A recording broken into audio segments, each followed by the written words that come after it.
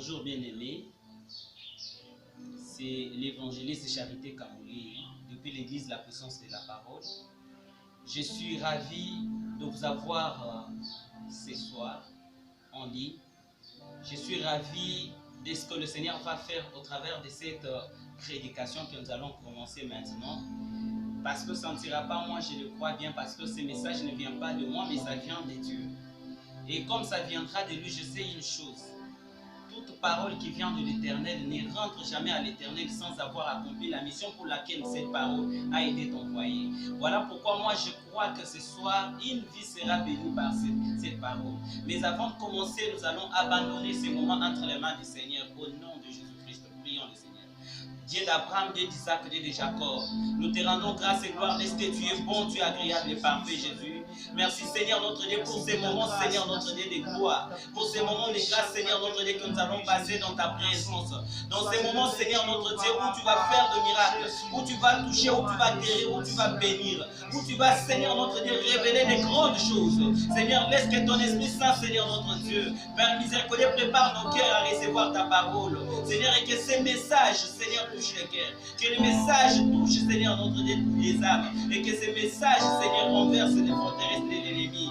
Car il est écrit, vous connaîtrez la vérité et la vérité vous rendra libre. Que ces messages qui est la vérité rendent libre ton peuple. Au nom de Jésus-Christ. Que ton Esprit Saint commence, chemine et achève avec nous. Au nom puissant de Jésus-Christ et de Nazareth. Alléluia. Bien-aimés, sans plus tarder, nous allons partager ce soir un message très important qui est les 7 puissances qui combattent au quotidien notre foi. Nous allons voir les 7. C'est un grand sujet que nous avons commencé ce soir et que nous allons continuer au fur et à mesure jusqu'à la fin. Nous allons étudier ensemble minutieusement et nous allons voir ensemble les 7 puissances maléfiques, les 7 puissances diaboliques, les 7 entités diaboliques qui combattent au quotidien la foi chrétienne. Et sans plus tarder, nous allons ouvrir nos Bibles. Là où vous êtes, vous ouvrez la Bible, vous ouvrez Apocalypse chapitre 13. Vous allez ouvrir Apocalypse chapitre 13 au verset 1er. La Bible dit ceci. Puis j'ai vu monter de la mer une bête qui avait 10 cornes et 7 têtes.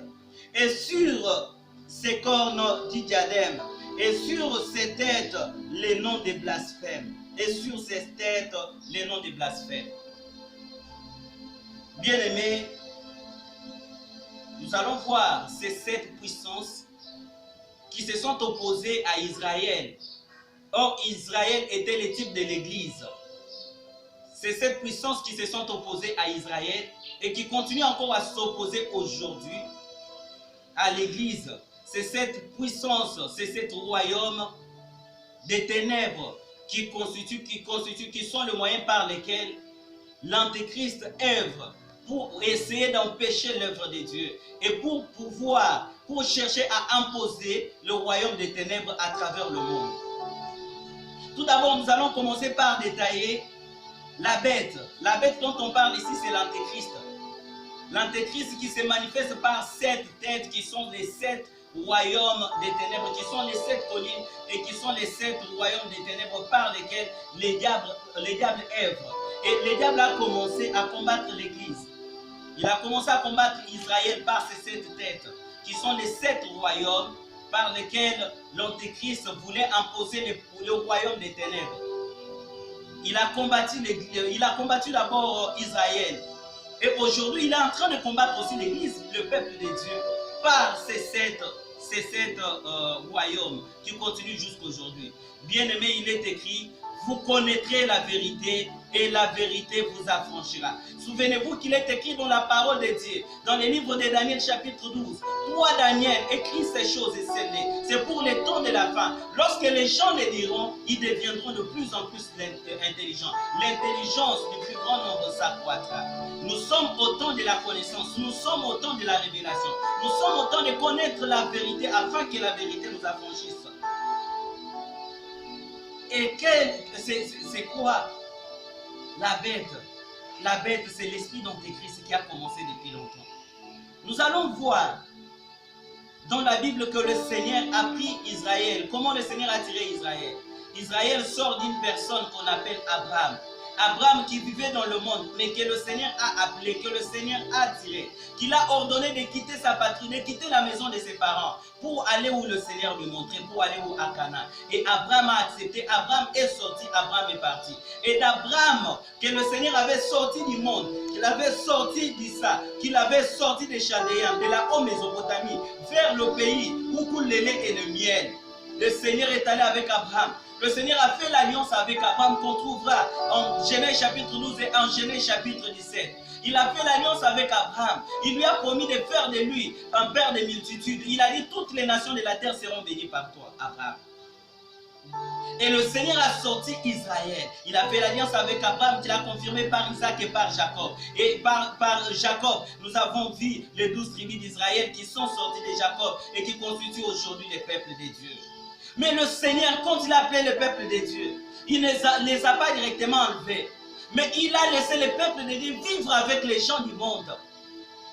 Il les a envoyés vivre en Égypte. Et le peuple d'Israël s'est retrouvé en Égypte. Ils étaient bien. Ils vivaient à côté des païens, à côté des gens qui n'avaient pas de Dieu, à côté des gens qui adoraient ce qu'on appelait des idolâtries, qui adoraient plusieurs des statues, qui adoraient des divinités sataniques. Et jusqu'au jour où le peuple d'Israël prospérait. Et les enfants de l'Égypte, ou bien les Égyptiens prospéraient aussi de leur côté. Mais la main de l'Éternel était sur le peuple d'Israël. Le peuple d'Israël a commencé à prospérer. Et la gloire de Dieu s'est manifestée dans le peuple d'Israël.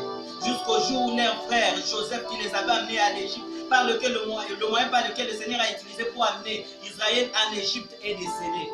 Et quand Joseph va mourir, il y a un autre roi ou bien un autre pharaon qui va naître, qui va siéger sur le trône. Et celui-là n'avait pas pitié du peuple de Dieu. En celui-là va s'incarner le premier esprit qui est la première tête qui a combattu Israël. En lui s'est incarné l'esprit qu'on appelle l'esprit d'esclavage. Et cet esprit d'esclavage a commencé à avoir de la haine, contre le peuple de Dieu, de la jalousie. Vous allez trouver cela en Exode chapitre 1er. La Bible dit qu'il a commencé à faire des manigances, qu'il a commencé à faire des manœuvres cherchant à restreindre même la croissance du peuple de Dieu, parce qu'il avait peur de la croissance du peuple de Dieu. Le diable a eu peur de la croissance du peuple de Dieu. Et le diable a cherché comment détruire le peuple de Dieu. Et comme il ne pouvait pas les empêcher de s'accroître, de se multiplier, il a commencé à servir le peuple de Dieu. Il a rendu les Israélites esclaves. Les enfants de Dieu, le peuple de Dieu, s'est retrouvé en Égypte esclaves. Et les enfants de Dieu, le peuple de Dieu, sont devenus les esclaves. En réalité, ce n'était pas Pharaon qui avait rendu ses peuples esclaves. Mais en réalité, comme dit la parole de Dieu en Éphésiens chapitre 6 verset 12, nous n'avons pas à lutter contre les sangs et contre la chair, mais nous avons à lutter contre les dominations, contre les autorités, contre les principautés et contre les esprits méchants dans les lieux célestes. Et c'est cet esprit-là, l'esprit qui est catégorisé par le royaume, qui est symbolisé par le royaume de l'Égypte, qui était quel esprit? Qui était l'esprit d'esclavage, qui voulait dominer le peuple de Dieu, qui voulait asservir le peuple de Dieu. Et ce peuple qui a voulu, c'est cet esprit qui a voulu exploiter le peuple de Dieu. Bien aimé, pendant 400 ans, le peuple d'Israël a crévé. Le peuple d'Israël a souffert. Le peuple d'Israël s'est retrouvé face aux travaux forcés. Le peuple d'Israël, chaque jour, tout ce qui était devenu son pain quotidien, c'était quoi? C'était les coups de fouet, c'était la souffrance, c'était la misère. Le peuple a pleuré, le peuple a crié vers l'Éternel, le peuple a pleuré. Le peuple de Dieu, parmi les nations, s'est retrouvé torturé, persécuté par cette entité diabolique qui était l'esprit de l'esclavage, qui est la toute première puissance qui a pu combattre, qui a pu s'opposer au peuple de Dieu. Et bien aimé, comme je vous ai dit, le peuple d'Israël, c'était le type de l'église que nous sommes aujourd'hui. Jusqu'au jour où Moïse est venu, le Seigneur a utilisé Moïse, qui est venu le libérateur et qui a libéré le peuple de Dieu. Et comme aujourd'hui encore, en ce moment où nous nous retrouvons, bien-aimés, cette entité n'a pas cessé de fonctionner. Et jusqu'aujourd'hui, l'esprit de l'esclavage ou bien de servitude, cette entité continue à travailler jusqu'aujourd'hui. Je m'en vais vous dire que les 7 têtes des 7 bêtes d'Apocalypse chapitre 13, c'est les moyens par lesquels les diables prennent des décisions et cherchent à s'imposer à travers le monde. Au moyen de l'Antichrist par cette stratégie, c'est cette stratégie qui représente les 7 quartiers diaboliques, les 7 avenues diaboliques, les 7 puissances diaboliques par lesquelles les diables veulent détruire le peuple de Dieu et combattre le peuple de Dieu. Et bien aimé, quand le Seigneur Jésus-Christ est venu, la Bible dit on était chacun errant de son côté, comme de brebis qui n'avaient pas de maître. Mais le Seigneur est venu, il nous a tirés des ténèbres à son étonnante lumière. Et nous faisons partie de son église, nous faisons partie de son épouse, nous faisons partie de lui. Comme le Seigneur avait tiré Abraham des Chaldéens, il a tiré Abraham de la haute Mésopotamie et il l'a amené à Canaan. Et il ne l'a pas laissé à Canaan, il a fait l'alliance avec lui et il lui a amené à l'Égypte vivre avec les gens du monde. C'est la même chose aussi. Le Seigneur nous a rachetés du monde, mais il ne nous a pas enlevés directement, il nous a laissés dans le monde. Il nous a laissé d'abord vivre un temps dans le monde. Il nous a laissés pour que nous puissions nous accroître, pour que nous puissions grandir, pour que l'Église puisse accroître, afin que la bonne nouvelle du royaume des cieux soit prêchée partout à travers le monde. Alors viendra la fin. Mais lorsque l'Église a commencé à s'accroître, l'Antéchrist n'a pas cessé de fonctionner. Il est venu s'attaquer au reste du peuple de Dieu, comme il est écrit dans le livre d'Apocalypse chapitre 12. Après avoir raté la femme qui était Israël, après avoir raté le fils qui est sorti de la femme qui était le Messie, il est allé s'attaquer au reste du peuple de Dieu. Malheur à la terre. Car le diable est descendu avec une grande colère, sachant qu'il a trop peu de temps. Sachant qu'il a trop peu de temps. Et bien aimé, le diable est venu par la première entité qui est l'esclavage, l'esprit de servitude.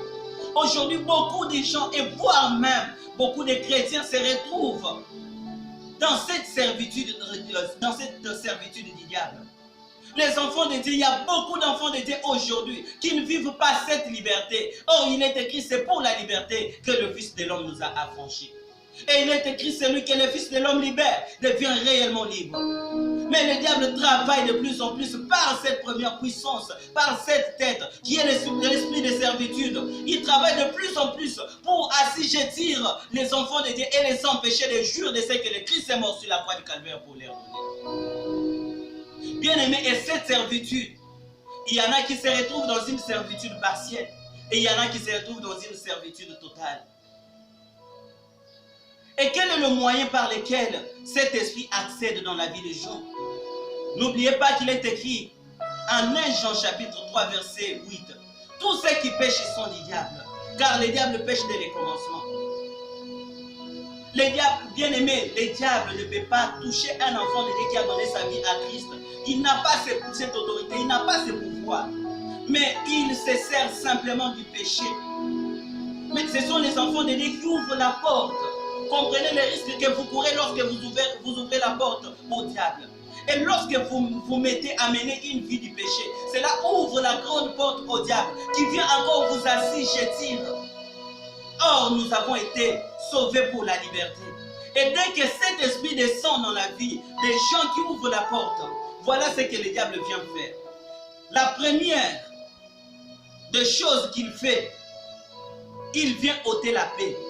Bien aimé, c'est lui qui est possédé par l'esprit de servitude. Même s'il a tout, même s'il est marié, même s'il a un bon boulot, même s'il a de l'argent, même s'il a le bien matériel, mais il va lui manquer la paix. Et quand le diable vient, la première des choses qu'il fait, il s'attaque d'abord à la personne, à l'homme. En réalité, l'homme a 3 parties. Il y a le corps, qui est la chair. Il y a l'âme et il y a l'esprit.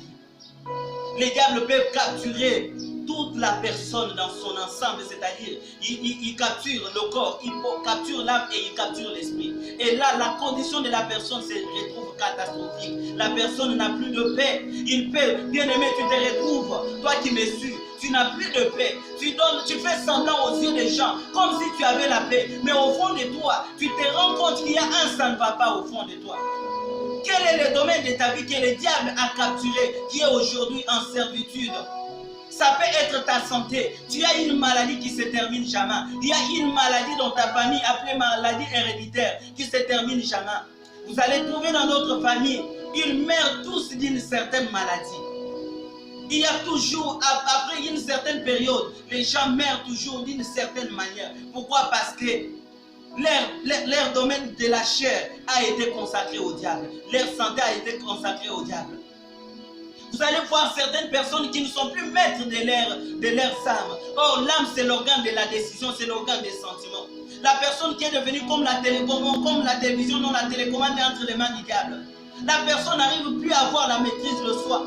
Il y a des gens qui vivent comme des monstres, les gens qui vivent comme des animaux, les gens qui n'ont plus de raison, les gens qui décident, qui prennent des mauvaises décisions. Il y a des gens, toutes les décisions qu'ils nous prennent, ce sont toujours des mauvaises décisions qui nous ramènent toujours des remords. Bien aimé, si tu te retrouves dans cette catégorie, comprends simplement que ton âme a été capturée par le diable et que ce n'est plus toi qui es le maître de ton âme. Et à partir de là, cherche la face de l'Éternel afin que ton âme soit délivrée. Car c'est pour la liberté que Jésus nous a affranchis.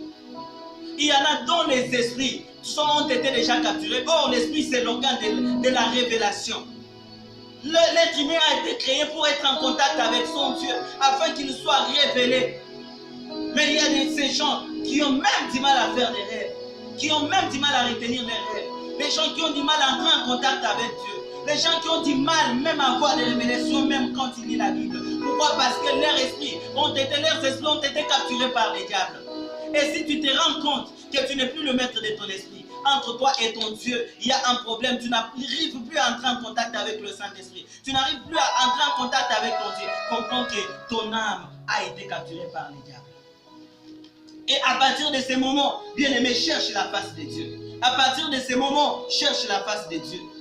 Cherche la face de Dieu. L'esprit d'esclavage. Cet esprit d'esclavage. La Bible dit que les enfants d'Israël travaillaient. Ils ont construit une grande cité pour Pharaon. Ils ont construit des villes, mais ils n'en bénéficiaient pas. Ils faisaient de gros travaux, mais ils n'en bénéficiaient pas. Tu fais un gros travail, tu as un bon boulot, tu es bien payé, mais tu n'arrives pas à bénéficier de ton argent. Pourquoi? Parce que tu as été capturé. Et pourquoi? Parce qu'il y a l'esprit de servitude qui te capture. Tu dois chercher ta délivrance. Tu dois chercher ta délivrance, bien-aimé. Tu travailles fort, mais pour manger un pain de douleur, il y a les autres qui font des corvées. Un grand travail, mais pour avoir un salaire dérisoire. Un salaire qui n'arrive même pas à boucler les 2 bouts de mois. Bien-aimé, comprends que tu dois chercher la face de l'Éternel. Bien sûr, la vie est faite de saisons. Il y a la saison de joie, il y a aussi la saison du désert. Mais bien aimé, le désert n'est qu'un passage. Le désert ne demeure pas toute ta vie. Mais si tu te rends compte que le désert est devenu ta vie, cherche la face du Seigneur afin que le Seigneur te sorte de cet esprit d'esclavage. Bien aimé, c'est lui qui a l'esprit de l'esclavage, c'est lui qui est capturé par cet esprit d'esclavage. Tu ne vivras pas ta volonté. Tu ne sauras même pas jouir de la volonté de Dieu pour ta vie. Mais tu ne seras qu'en train de vivre la volonté du diable, la volonté des sorciers. Tu dois chercher la face de Dieu. Bien aimé, l'esclavage mène aux limites. Pourquoi? Par définition, l'esclavage, c'est une condition d'un individu qui est privé de sa liberté. Quand tu es privé de ta liberté, tu ne sauras pas aller au-delà des limitations, au-delà des limites, au-delà des barrières que le diable a déjà érigées. Il y en a dans leur famille dont le diable a déjà dit, dans cette famille, ils ne vont pas se marier. Il y a déjà des familles où le diable a déjà dit, dans cette famille, vous n'irez pas de loin, vous n'allez pas réussir. Il y a déjà des lois qui ont été établies et les gens vivent sous l'esclavage. Bien aimé, on ne s'habitue pas avec la souffrance. Si ça vient de dire gloire à Dieu, mais si ça vient de dire ça ne sera pas toute la vie. Est-ce que tu as posé la question à Dieu par la prière et Dieu t'a dit que la situation que tu es en train de traverser vient de lui? C'est lui qui vit sous l'esclavage, se retrouve sous des limitations et sous des blocages. Il ne peut pas aller au-delà. Il y a de ces gens même. Je suis allé prêcher quelque part. Il y a un modérateur qui dit, je n'arrive même pas à réunir $5 pour acheter un pantalon. $5, pourquoi? Parce qu'il y avait des limitations dans sa vie. Il y a des gens qui ont été limités par le monde des ténèbres et qui vivent sous l'esclavage. Je disais, celui qui est sous l'esclavage, il manque la paix, tu n'auras pas la paix du cœur. Tu n'auras pas la paix du cœur. Et ces gens, ils manquent la joie. Ils n'ont pas de joie. Quel est ce domaine de ta vie qui a été tenu captif? Parce que cet esclavage peut occuper simplement une partie de ta vie. Et c'est tout comme aussi, ça peut occuper toute ta vie. Et tous les domaines et tous les aspects de la vie de la personne. Quel est ce domaine de ta vie qui est tenu captif? Le Seigneur veut ta délivrance. Le Seigneur veut ta liberté. Il dit dans sa parole, je souhaite que tu prospères à tous égards, comme prospère l'état de ton âme. Le Seigneur dit, il souhaite que tu aies de quoi satisfaire à tous tes besoins, afin qu'ayant de quoi satisfaire à tous tes besoins, tu aies de quoi aussi poser de bons actes. Le Seigneur veut te voir bien, car ton bonheur lui rend joyeux, ton bonheur lui fait du bien. Le Seigneur n'aime pas te voir souffrir. Le Seigneur n'aime pas te voir crever. Quel est cet esprit? Quelle est cette personne qui t'a tenu captif? Et jusqu'à quand? Jusqu'à quand? Lève-toi et cherche la face de Dieu. Trop c'est trop, c'est maintenant ou jamais. Trop c'est trop, tu dois être libre et tu dois vivre libre. Il y a de ces gens, chaque vent de maladie qui passe, ça frappe toujours sa famille. Ah, il est temps que le sang de Jésus soit scellé et soit gravé sur votre vie, sur votre famille, afin que le vent de l'ennemi n'ait pas de la place dans ta vie, n'ait pas de la place dans votre famille, au nom puissant de Jésus-Christ de Nazareth. Il est temps que le Seigneur règne dans votre vie. Il est temps que le Seigneur règne dans votre famille. Et c'est l'esprit qui fait assujettir aussi l'église. Aujourd'hui, il y a de ces églises qui tiennent captif la vérité. Il y a de ces églises qui tiennent captif la vérité. Pourquoi? Parce que le diable fait imposer le royaume des ténèbres, peut infiltrer même l'église pour imposer son royaume. Bien-aimés, réveillez-vous. Réveillez-vous. Il est temps de vivre la gloire de Dieu. Il est temps de vivre son bonheur. Il est temps de vivre la volonté de Dieu. Il dit dans sa parole, je connais les projets que j'ai formés pour toi. Ce sont les projets de paix et de bonheur. Pour te donner un avenir plein de l'espérance. Ce ne sont pas des projets de malheur. D'où vient? Quelle est la source de ces problèmes que tu traverses aujourd'hui, bien-aimé? Réveille-toi et cherche la face de l'Éternel. Réveille-toi et cherche la face de l'Éternel. Et nous allons aujourd'hui clôturer par le deuxième royaume, par la deuxième tête, ou bien la deuxième puissance, qui est la puissance d'Assyrie. À part l'Égypte, le deuxième royaume qui a assujetti le peuple de Dieu, c'était la Syrie. C'était la Syrie qui représente l'entité de la division.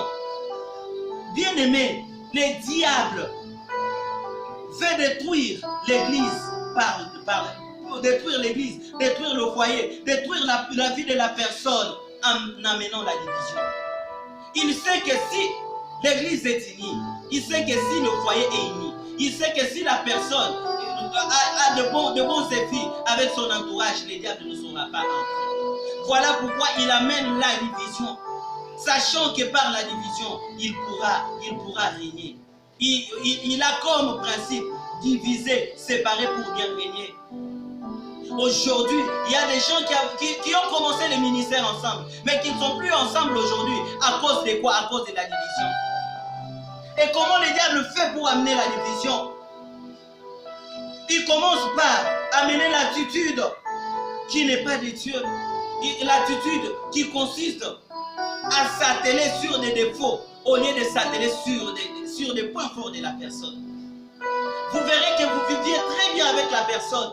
Vous vous promenez très bien avec la personne. Mais à un moment donné, le diable commence à te montrer ses défauts. Il commence à te montrer ses défauts. Et il commence à s'aimer de la haine au fond de ton cœur. Le diable te pousse à haïr l'autre. Le diable t'amène à la convoitise. Il amène à la convoitise. La convoitise t'amène la haine. Et la haine t'amène la division. Et la division amène la sorcellerie. La division amène la sorcellerie. Et bien aimé, qu'est-ce que le diable fait? Il amène la jalousie. Il amène des conflits au sein de l'église. Il amène la haine. Il amène l'hypocrisie aujourd'hui. On retrouve ces choses au sein de l'église. On retrouve au sein de l'église, voire même dans les corps pastoral, on trouve la trahison aujourd'hui. Le diable amène l'orgueil. Il amène le complexe de supériorité. Quelqu'un qui se prend pour supérieur aux autres et qui peut tout avoir et qui amène cet esprit de la vedette et qui pousse les gens à se haïr, à se diviser. Bien aimé, je vais vous dire une chose. Le Seigneur a été toujours pour la séparation, mais il n'a jamais été pour la division. Cet esprit, c'est un esprit, c'est une puissance aujourd'hui qui détruit les peuples de Dieu. C'est une puissance aujourd'hui qui détruit l'église de Dieu. C'est une puissance aujourd'hui qui détruit les foyers. Aujourd'hui, il y a des divorces. Pourquoi? Parce qu'il n'y a plus l'amour. Il n'y a plus l'amour. La division est en train de régner. La Bible nous dit, en 1 Corinthiens chapitre 13, l'amour pardonne tout. L'amour supporte tout. Mais le diable vient voler ces fruits de l'esprit. Ces fruits de l'esprit pour amener les œuvres de la chair, qui pousse les gens à se diviser. La division, bien aimée, selon Galates chapitre 5, verset 19 à 22, la division fait partie des œuvres de la chair. Et cet esprit, c'est une entité démoniaque qui est très puissante aujourd'hui, qu'il ne faut pas prendre à la légère. Vous allez réaliser que en ce moment où le diable est en train d'ériger des plans, les sorciers sont unis. Ils s'assemblent pour détruire l'église, pour détruire les enfants de Dieu. Mais vous allez réaliser que les enfants de Dieu sont séparés. Les enfants de Dieu sont divisés. Pourquoi? À cause des conflits d'intérêts. Pourquoi? Parce que c'est le diable qui veut à tout prix régner. Bien aimé, il est temps que l'église se ouvre les yeux. Il est temps que l'église cesse de sombrer, que l'église cesse de sommeiller. Il est temps que l'église ouvre grandement les yeux et l'église comprenne que nous n'allons pas nous préparer pour l'enlèvement en nous divisant, en nous détruisant, en nous trahissant entre nous-mêmes, en nous haïssant, en nous divisant. Bien aimé, notre force réside dans l'unité. Notre force réside dans l'amour. Notre force réside dans la fraternité. Lorsque l'église sera soudée comme était l'église primitive, lorsque l'église sera unie, le diable ne pourra pas entrer. C'est une puissance aujourd'hui. Vous verrez dans votre vie les diables venir. Les diables commencer à vous séparer des gens de votre destinée. Or, tout le monde que le Seigneur met à votre côté, c'est pour un but. Bien aimé, il y a des gens qui sont des Joseph de ta vie. Il y a des gens qui sont des Esther de ta vie. Mais le diable viendra semer des divisions et des séparations. Vous vous divisez, vous vous séparez avec des gens qui sont appelés à vous aider, qui se construisent sur des gradins pour votre élévation. Et vous vous retrouvez aujourd'hui en train de sombrer. Pourquoi? À cause de cette division que le diable a pu amener dans votre vie. Il est temps que vous puissiez vous réveiller, que vous puissiez prier, que vous puissiez demander à Dieu de vous unir avec les gens de votre destinée. Que l'amour règne au milieu de nous. Bien aimé, on ne saura pas combattre le diable avec ses instruments. La division ne vient pas de Dieu. Ça vient du diable. Vous allez lire ça dans le livre de Jacques chapitre 1. Mais tout don exceptionnel, l'amour, ça vient de Dieu. Vous devez vous réveiller. Aujourd'hui, nous avons parlé de ces deux entités, de ces deux premières têtes, de cette bête qui sont l'esprit de l'esclavage, qui est représenté par le royaume de l'Égypte. Et la deuxième tête, qui est l'esprit de la division, qui est symbolisé par le royaume d'Assyrie, qui ont combattu Israël et qui continuent à combattre l'église jusqu'aujourd'hui, qui continuent à combattre ta foi jusqu'aujourd'hui, Il est temps que tu t'élèves. Il est temps que tu t'élèves. Il est temps que tu ouvres grandement les yeux. Car c'est pour la liberté que Jésus t'a affranchi. Il est temps aujourd'hui que l'Église se mette ensemble. Il est temps que le peuple de Dieu, lorsque un doigt est malade, que la bouche s'ouvre grandement pour intercéder pour ce doigt qui est malade. Lorsque un membre de l'Église, corps du Christ à travers le monde est malade, il est temps que le reste du peuple s'élève et prie. Il est temps aujourd'hui que nous prions pour des héros qui sont tombés. Il est temps aujourd'hui que nous nous élevions et que nous prions pour l'Église qui est divisée. Il est temps aujourd'hui que nous nous élevions et que nous prions pour la croissance de l'Église. Car le diable est en train de nous séparer, de nous diviser pour nous détruire. Le Christ revient très bientôt. L'Église, réveille-toi. Prochainement, nous allons voir la troisième tête qui est en train de détruire l'Église et qui est en train de détruire votre vie. Tous ces gens qui se retrouvent aujourd'hui sans paix, comme si le peuple qui n'a pas de Dieu, il est écrit en Psaume 82, il est écrit, vous êtes des hommes, vous êtes des dieux, vous n'êtes pas des hommes, vous êtes des dieux et pourtant vous mourrez comme des princes de ce monde. Vous êtes des dieux et pourtant vous mourrez comme des hommes. Bien-aimés, l'Église est aujourd'hui privée de sa gloire, privée de ses richesses. L'Église est aujourd'hui en train de crever. Nous sommes en train de vivre, de mourir comme les gens du monde. Aujourd'hui, l'Église n'a plus cette puissance qu'il y avait à l'Église primitive. Le Saint-Esprit ne se manifeste plus comme avant. L'Église est en train de sombrer à cause des stratégies du diable que l'Église ne réalise pas. Il est temps aujourd'hui que les enfants de Dieu se réveillent. Il est temps que l'Église comprenne. Il est temps maintenant que l'Église comprenne. Réveille-toi l'Église. Vous allez lire, vous allez nous suivre dans les prochaines émissions. Et vous serez enseignés sur les 5 autres têtes qui restent à étudier. Vous connaîtrez la vérité et la vérité vous affranchira. Que le Seigneur vous bénisse, que le Seigneur vous délivre de toute captivité.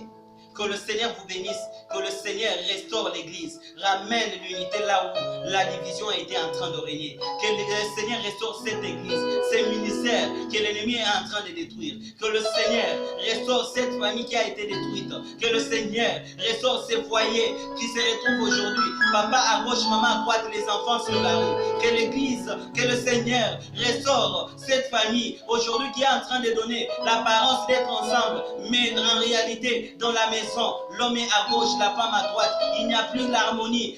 Les gens sont en train de se dire, restons seulement ensemble. Les couples sont en train de se dire, on reste seulement ensemble à cause de ses enfants, à cause des enfants. Aujourd'hui, papa est ailleurs, maman est ailleurs. L'ennemi est en train de régner dans ces foyers. Que la main de Dieu vous visite. Au nom de Jésus, au nom de Jésus-Christ.